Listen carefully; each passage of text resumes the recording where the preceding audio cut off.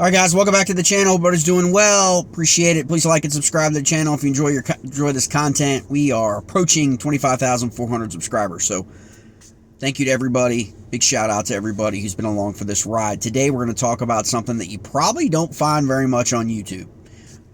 Unfortunately, because I really think it's a topic of discussion in the fishing community that needs to happen. I just had a meeting this morning, really just coffee, with an angler who's been participating for about 10 years in MLF, Bass Opens, MLF, formatted events, the Phoenix Bass Fishing League, for example, a few Toyota Series events, and you know, the takeaway from the meeting, the topic really of the meeting was really just how much money is being lost by so many people. And a lot of people aren't really as forthcoming as this gentleman was in our conversation. He's lost between $9,000 and $13,000 every year for the last 5 years. Now, not everybody can sustain that level of loss in terms of, you know, the amount of money and financial contributions that a family is putting in to fishing. Whether it be a married couple, whether it be a parents for their child. You know, I've got another meeting coming up with a parent with some parents for an college angler to discuss a lot of what I'm going to talk about today in this video. And that's setting yourself up for success. And what I mean by that is, I can't control your on-the-water success in fishing events. I can't. Only you can control that. Only you can control your commitment level and, you know, and all those things on the water at any given time. Nobody else can control those things for you, okay? But what you can control, and you can have other people assist you in your community, doesn't matter where you live, is you're off the water, okay? All the things that go into being off the water that allow you to fish that nobody is talking about. There's far too many people in the fishing community. And when I mean by fishing community, I mean the competitive tournament angling community, okay? I'm not saying professional, because these people are not professionals, okay? And I know that is a slap to a lot of people because they want that bravado. They want that, oh, I'm a professional angler. Well, no one really knows what that means, okay, in the real world. Now, in the echo chamber, in the bubble of competitive fishing, everybody knows, everybody sees guys, everybody, you know, understands the tournament jerseys and the sponsorships and the patches of old, and now, you know, everything that goes on with all that and what they think that means, and that people have arrived and they've made it. Well, they haven't made it, okay? The guys that have made it are even struggling, okay, in today's fishing community. Flashback a year ago, around this time, maybe October, but around this time last year, Jacob Fouts put out a video. Got slammed for it, for his honesty and transparency, because Jacob revealed some secrets that Bassmaster and Major League Fishing and probably every other major tournament organization really don't want you to know. And it's a zero-sum game. There are very, very few legacy in fishing compared to how many people actually compete. Fishing has broken families. Fishing has caused families to get divorced, has caused people to go bankrupt, has done everything. No one wants to talk about that reality. And the organizations don't want to talk about that reality. And in my opinion, I don't think they do a really good job setting their anglers up for success as they're coming up and educating them about off the water stuff that they can do to ensure that they're protecting themselves so they don't suffer a bankruptcy. Okay? And the number one thing, number one reason why most anglers fail, you know, this is tournament fishing. You can always find a tournament to enter. But what's the number one reason that's going to keep people off the water? Finances. They can't afford to do it anymore. And that's what it comes down to. And why can't they afford to do it anymore? Well, they're spending, $45,000 in entry fees. Well, how are you paying for your entry fees? Right? Like, not every angler in the Bass Opens or every angler in BFL or even the Toyota Series or even the Tackle Warehouse Invitationals has complete sponsorship to where they're not paying anything out of pocket for entry fees. So if you're paying entry fees and your desire is to be a professional, okay, at some point, meaning getting to the Bassmaster Elite Series, getting to the Bass Pro Tour, or whatever is going to exist in the future in the fishing community, you need to set yourself up for success, not failure. And the number one reason why people fail is they haven't set themselves up for success off the water. They've put so much stress and so much anxiety in the next event. And where's the money going to come from? What am I going to eat at the next event? Where am I going to stay? Where am I going to sleep? Okay? And there's so many things that you can do, okay, that no one is talking about because no one is bridging the gap. You guys know I try to keep it real on this channel. I come from a business and consulting side of reality, okay? There's absolutely no reason why anyone right now at any level of fishing, you do not have to be on the Bass Pro Tour. You do not have to be in the Bassmaster Elite Series to make a living fishing. You don't, okay? Those days are over. Those days are over, okay? You don't, okay? And there's been a lot of rub. There's been a lot of rub. Maybe you guys caught Randy Blockett's recent video about content providers in the fishing industry and all of that. Well, a lot of those content people are making and generating more revenue for their families than guys out fishing on the water. That's just a fact. Because they're tapping into something that far too many anglers are not tapping into. And that's the business side of how you set yourself up. There's absolutely zero reason why any angler today should not have a business. Okay, guys?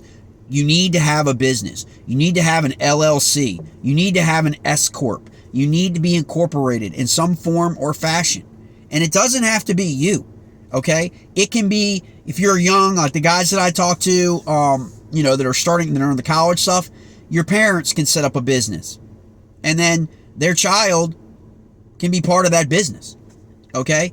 And so the first step right now in September of 2024, that if you plan on fishing the Toyota Series, if you plan on fishing the Tackle Warehouse Invitationals, I can't really speak to the guys. I would hope that the guys at the elite level know this stuff, but I've talked to people and it baffles me that they don't. There's no reason why you should not be setting yourself up for success by forming a business, just like content providers do, okay? So that you have the ability to not jeopardize, sacrifice, or put at risk your personal life, okay? Your personal life. What do I mean by that? Well, I've talked to so many guys who just swipe a credit card for everything in their personal name, for all their fishing trips, all their events. They they pay for their entry fees with their personal credit card. I've talked to anglers that have put $50,000, $60,000, $70,000 on credit cards just to fish Bassmaster Opens. That's not the way to do it. I'm telling you that right now. Because if something happens to you, if you have a bad season, if you just, or something else happens to you, medical or anything like that, you're on the hook personally for that debt. And it will ruin you. And no one's talking about this. Everybody, hey, look, man, the organizations aren't going to talk to you about it because they live and die by entry fees. They want the entry fees. They want you living that dream. And I'm not here to try and dismiss what your dream is or isn't in terms of professional fishing. What I'm here talking about today is setting yourself up so you are protected, your wife, your family is protected, your home is protected, okay, everything.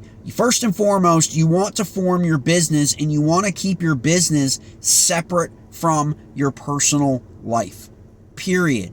What does that mean, Jay? That means when you form your business now, right now, you are going to form a business. I am doing this right now with a couple people, okay? Guiding them through this.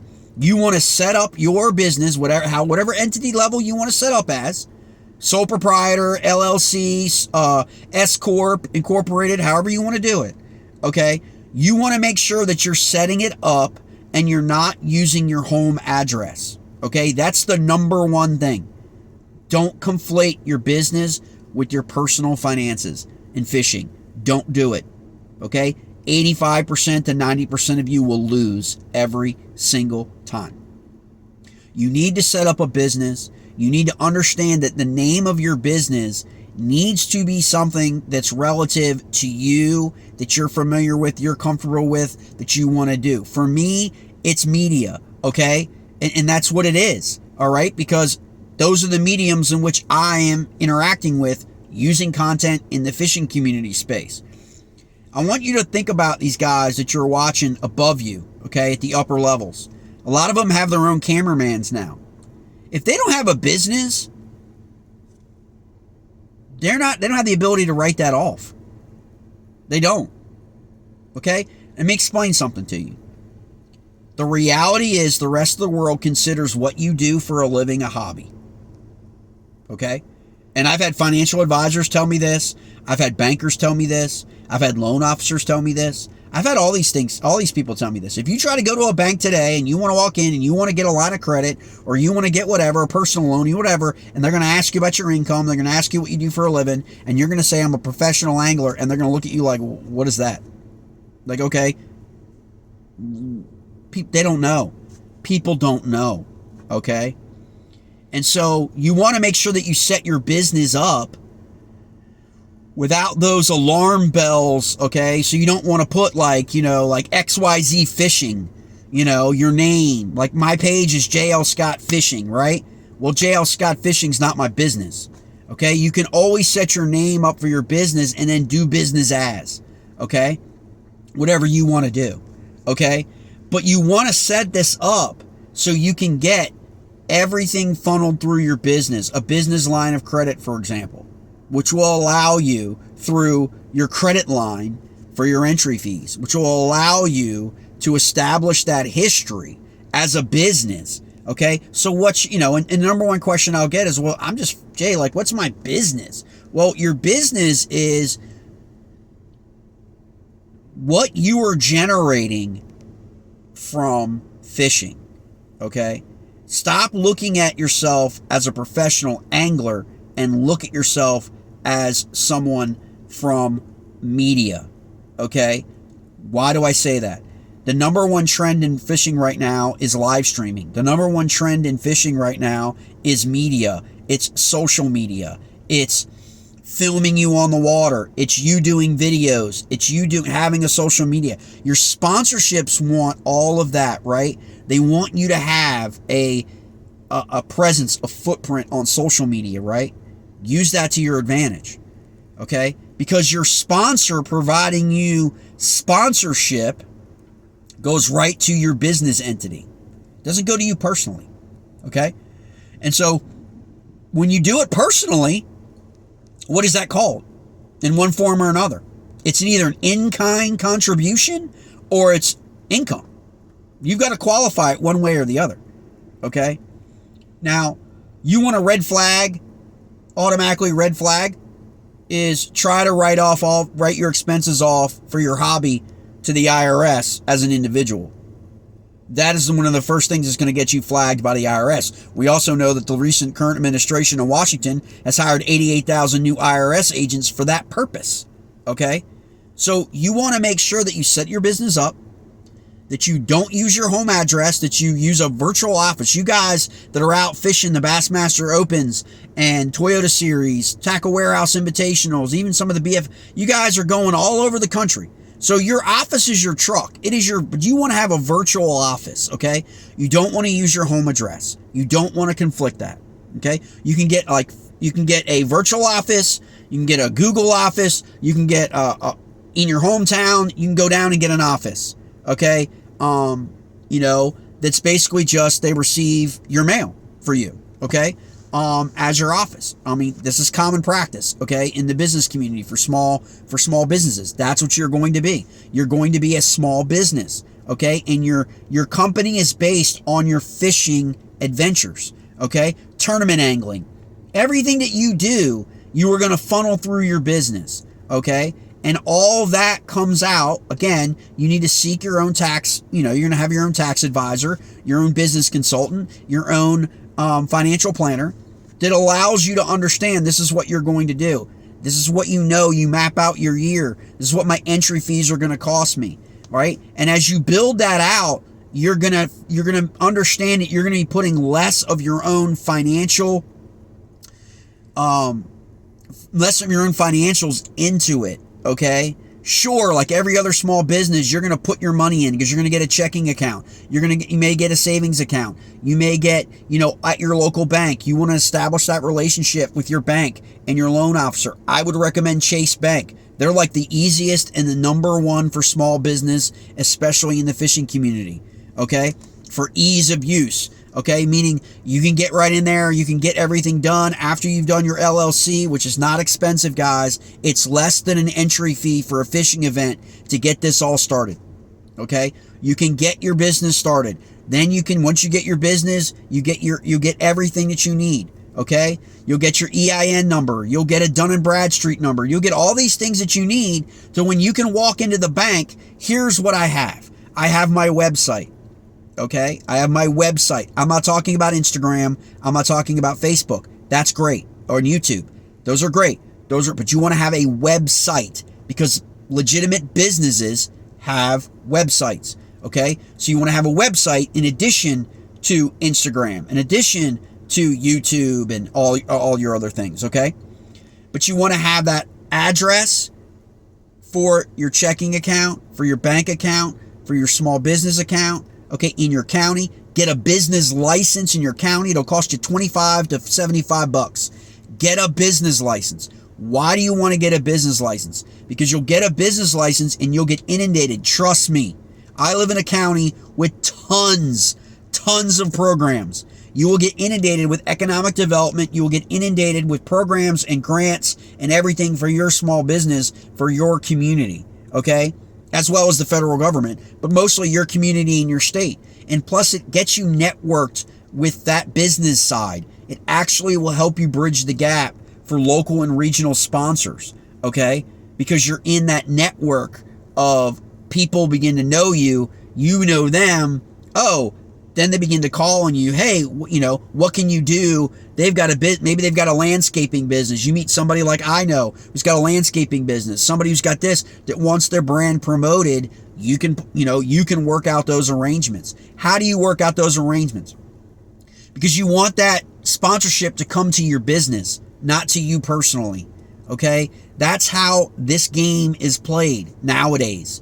Okay? You want to be able to have less exposure to your family and to your personal credit as you possibly can. Now, immediately you're going to have to fund that yourself. You're going to have to fund all that stuff.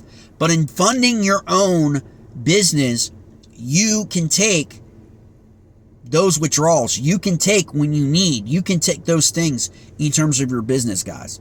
Okay? They're called draws. You can draw on, and so like, Jay, well, where's the income? Well, if the income comes from, okay, your payouts for your events, okay, when you finish in the top, whatever, depending on your event trail, but also your sponsorship dollars, okay, your revenue, like what revenue, why are you not creating some revenue stream for people to follow you or some revenue stream for monetization?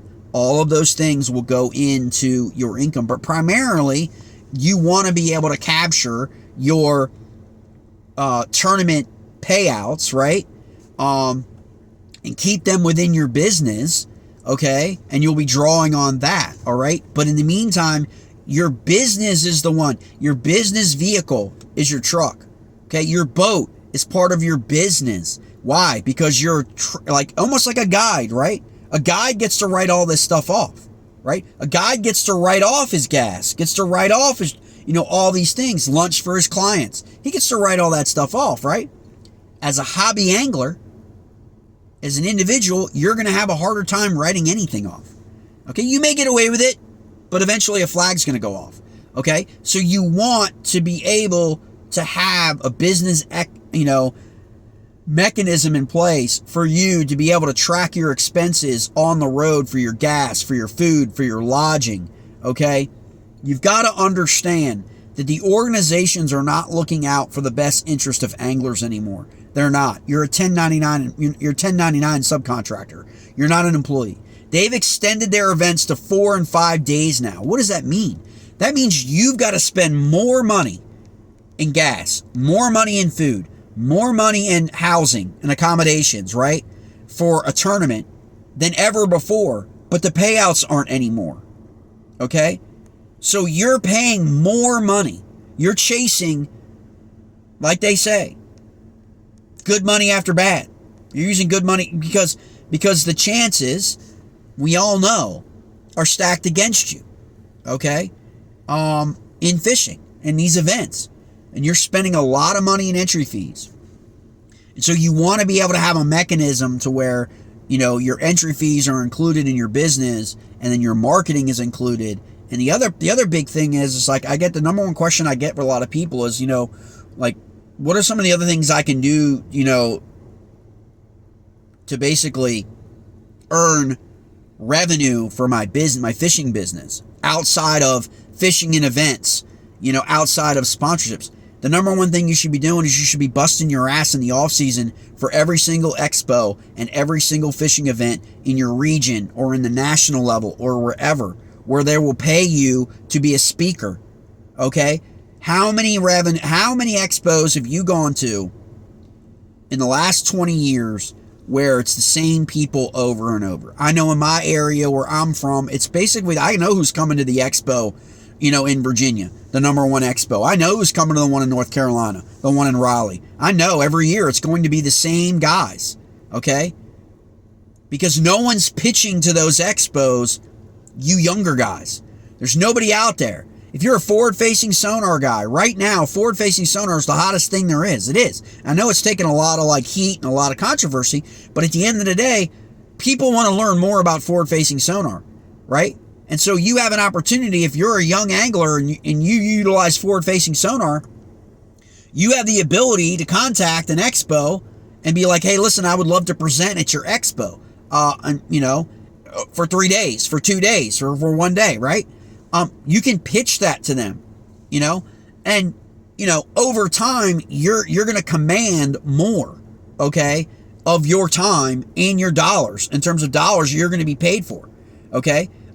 Because not everybody's comfortable speaking in front of a crowd. Not everybody wants to do it, but it's an opportunity. And that's what gets lost on a lot of anglers. They just don't seize that opportunity. That there's so many expos, so many fishing events. You see guys walking around a lot, right? Those are pro staff. They're not paid to be there for the most part. Okay? They're paid through whatever mechanism in their contract is for pro staffing, which requires them to be there. But it also has a lot of other things. It's not like they're just paid to be there for that. Okay? But as a speaker, as a presenter, okay, a lot of times you can negotiate, especially if you've got a Bassmaster Elite behind you, you've got Bass Pro Tour, you've got a win on the Bassmaster Elite Series, you've got a win at any major event in MLF that's, and you don't even have to have a major competitive win, because these expos want to put people in front of people that's going to draw more people to their expo, right? Because like the tournaments, these expos, they generate their revenue by tickets, by the number of people who pay $12 to come to the expo for the day or for 2 days, right? It's no different than what you're being charged as an entry fee as an angler. So you want to tap into that. Plus your social media, and you want to be able to sell advertising on your web page. Okay, if you go to any typical fishing web page these days, right hand side or on the border, it's all advertising. Those sites are generating revenue from that advertising. You should be doing that yourself for the people that are going to come to your site. You want to draw people to your site. You want to create a newsletter, okay, that people subscribe to and maybe pay for, okay? If you've got a lot of stuff to say, you don't have to put everything on YouTube and give away everything for free. You don't. I mean, YouTube is a great platform, but you also can have a companion to that, to where you're generating revenue of $10 or $15 a month from every subscriber, because you're releasing your, information. Like, you're releasing your juice on this event and this spots and how to do this and how to do that. That's different from everybody else. People, again, it will compound, and that's what happens. This is why content people, okay, have larger footprints than anglers. I do not fish competitively in the Bassmaster Opens or the Tackle Warehouse Invitationals or the Elites, obviously, or Bass Pro Tour. So why does this guy, this schmuck with this face on YouTube, have almost what? Right? Almost 25,000 subscribers or whatever it is. I think it's 25,300 now. Okay, approaching 25,400, right? How is it that this guy has that footprint on YouTube? Again, you leverage everything, okay? But you want to have it within the confines of a business. And I'm going to talk about this further, okay? This is just the beginning, all right? Because first thing I want you to do is to consider looking into creating your own business around your fishing in your hometown. Okay? The second thing I want you to do is I want you just to pop into your bank, wherever it is you bank as an individual, and just sit down with someone and say, hey, look, I'm interested in establishing a business. What are the parameters here for the bank? What's the bank looking for in terms of business credit, lines of credit for your specific business? I prefer credit unions and Chase, okay? They are the best. But you certainly can use Bank of America. PNC is another one. You certainly can use these banks, okay, to your advantage once you get your business set up. Once you get all that information done and you get all your EIN, your Dun & Bradstreet, and you get a score and you get whatever, and you fund your business, and then you go out there. I'll talk about in the next few videos about where you go next in terms of, okay, no one's just going to give me money, Jay. That's not exactly true, okay? It's not exactly true. There are banks and lending institutions that as long as you are set up legitimately as a startup business, they are going to give you money, okay? That's just the way it is, all right? People don't talk about it a lot, but that's just the way it is, okay? But then once you get established and you get some of these lines of credit, okay, at things that you need, okay, you then want to make sure that you have the right number of accounts, okay? And usually it's 5 or 6. And anyone can reach out to me, and I can walk you through this and just I'll give you like a little a download of where to begin. But once you get about 5 or 6 accounts, and there's some great accounts out there that carry a lot of I call them AAA ratings, right?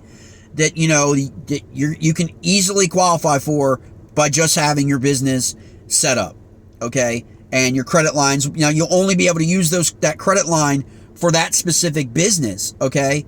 But that's going to establish you. And then once you get established in that, that's when you can pop over to your bank and be like, hey, look, boom, this is it. This is the situation. This is what I'm looking to do. And this is how you begin to build this out to where you'll have the lines of credit in the business name for you, for your entry fees, for you, for your expenses.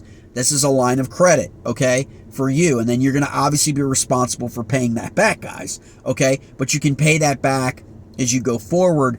And you don't have that oh my God, I don't know where my food's going to come from for the next event. I don't know how am I going to pay for gas to get from Pennsylvania to Texas and back if I don't get a check.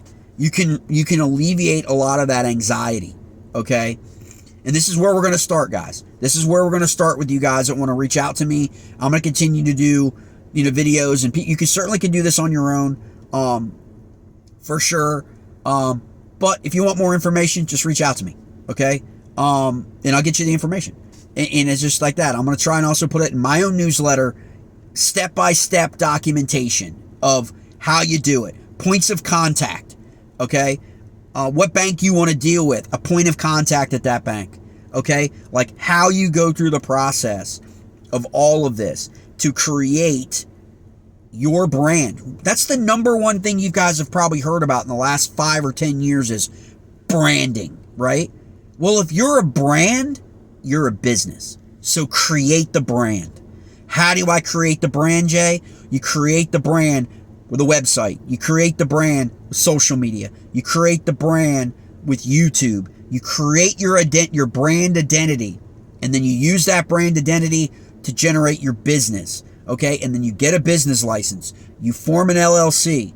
You go to the bank. You get all this stuff, and trust me, this is where it all comes down to where finally you've got the ability to, okay, I'm going to be able to put money into my business and write my expenses off, take some of the expenses, be able to pay other people, a cameraman, okay, someone who's documenting you. They become an employee of your company. They become a 1099 subcontractor, okay? This is what happens, guys, and this is what no one is really talking about, and no one is really setting up the future anglers for success, okay?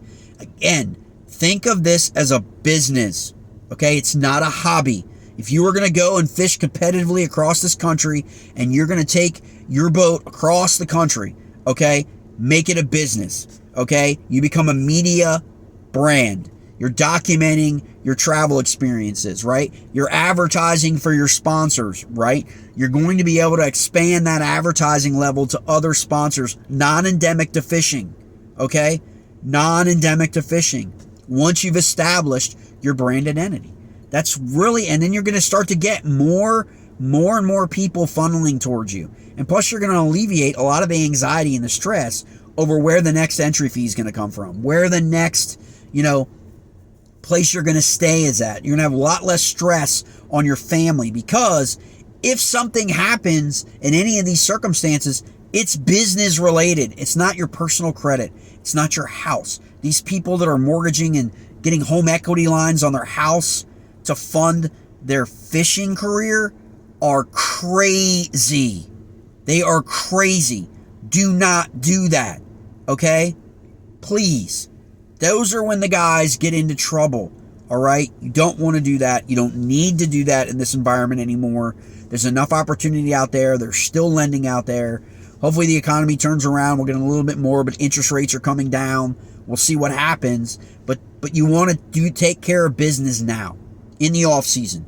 September, October, November. Get your business set up. Get a website set up. Get everything set up, okay? Go through all your old video footage or whatever and incorporate that into your website. Go to all that. Begin to contact different sponsors that you currently have now. Let them know what you're doing, what you're planning on doing, okay? That this is no longer a hobby, okay, or a dream. This is a business, okay? And you're serious about it. You want to there's so many different things. One of the number one things that people don't leverage is their local media. In their local media markets. You don't have to win a Bassmaster Elite Series event for your local media lady to have interest in booking you on, or a producer to book you on a local show, okay? You don't, all right? They're always looking for people from within their community to be able to have stories about. You use that, you leverage that, okay? So many things that you can do during the off season right now to set yourself up for greater success next year. But the number one thing you can do right now, start a business. Start a business. All right, guys, that's it.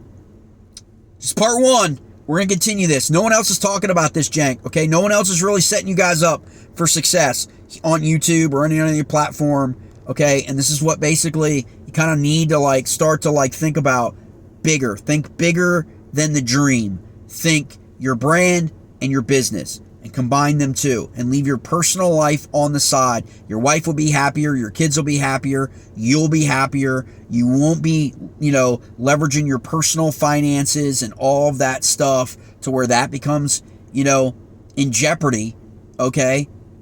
Don't need to do that, all right? Again, reach out to me if you got any questions. I'll see what I could do, in terms of your region, in terms of your area, where you are. But again, I'm going to be documenting all this in my own newsletter. I'll put the link to my newsletter in this description down here.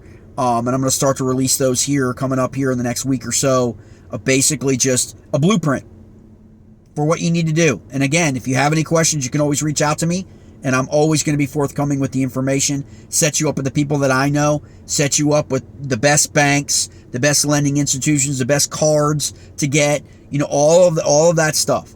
Okay, that's going to set you up so you can just go fish, and you can go and create media and do all that to grow your business. That's what it's all about. It's about growing each year, okay? Not only on the water, but off the water as well. All right, guys, if you like this kind of content, please like and subscribe to the channel. I'll see you next time.